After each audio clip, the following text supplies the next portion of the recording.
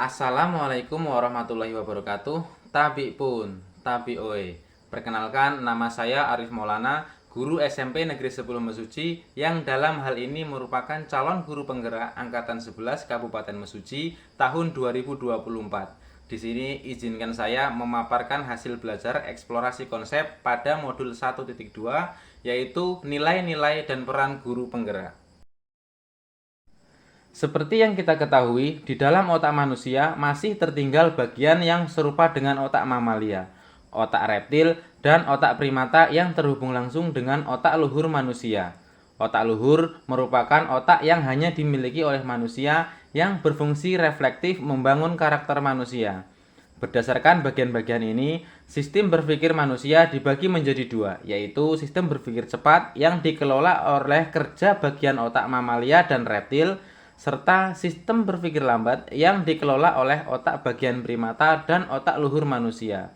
Kedua sistem ini yang mempengaruhi bagaimana kita berpikir dan bertindak. Oleh karena itu, sebagai guru, kita harus mampu memahami murid dengan segala kelebihan dan kekurangan mereka masing-masing.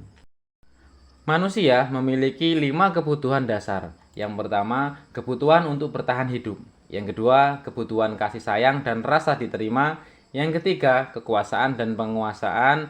Yang keempat, kebutuhan kebebasan. Dan yang kelima adalah kesenangan. Kaitannya dengan konteks pendidikan, guru harus mampu menyelenggarakan pendidikan yang mampu memenuhi kebutuhan dasar para murid sebagai manusia.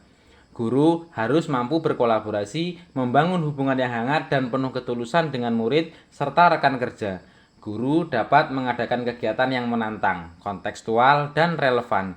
Guru juga dapat memberikan kebebasan kepada murid untuk menemukan jati diri sesuai dengan bakat dan minat mereka. Serta guru harus menciptakan suasana yang menyenangkan melalui berbagai permainan edukatif sehingga pembelajaran lebih bermakna.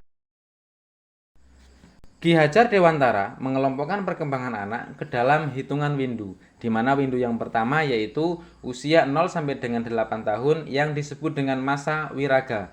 Windu yang kedua yaitu usia 9 sampai dengan 16 tahun yang disebut dengan masa wiraga wirama. Windu yang ketiga yaitu usia 17 sampai dengan 24 tahun yang disebut dengan masa wirama. Intinya, proses belajar pada anak harus sesuai dengan usia dan tahap tumbuh kembangnya selaras dengan kodrat anak.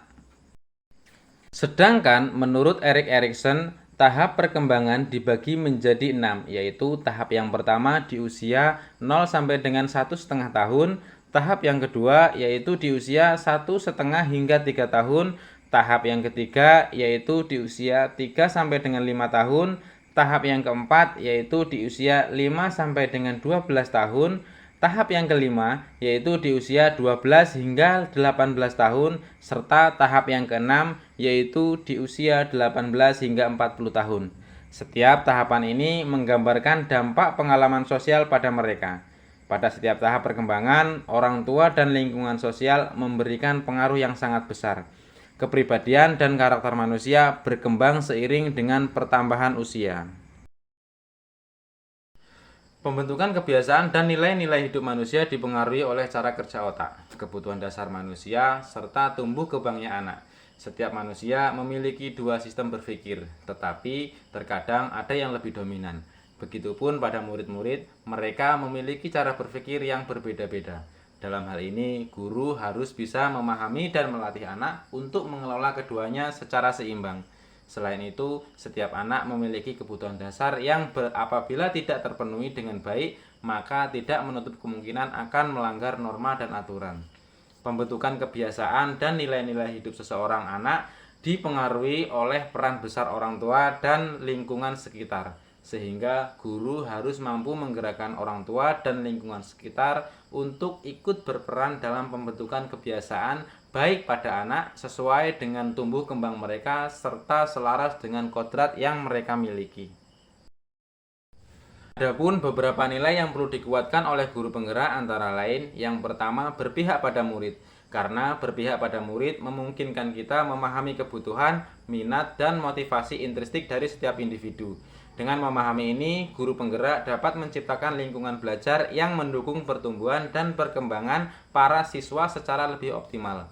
Yang kedua, mandiri. Kemandirian memungkinkan peserta didik untuk mengambil tanggung jawab atas pembelajaran mereka sendiri. Guru penggerak yang memperkuat kemandirian membantu siswa menjadi lebih percaya diri dalam mengambil keputusan dan menghadapi tantangan. Yang ketiga, kolaboratif. Kolaborasi dengan rekan kerja, siswa, dan orang tua adalah kunci untuk menciptakan lingkungan belajar yang inklusif dan mendukung. Dengan bekerja sama, guru penggerak dan semua pihak terlibat secara langsung mendukung dan menginspirasi satu sama lain untuk mencapai tujuan bersama.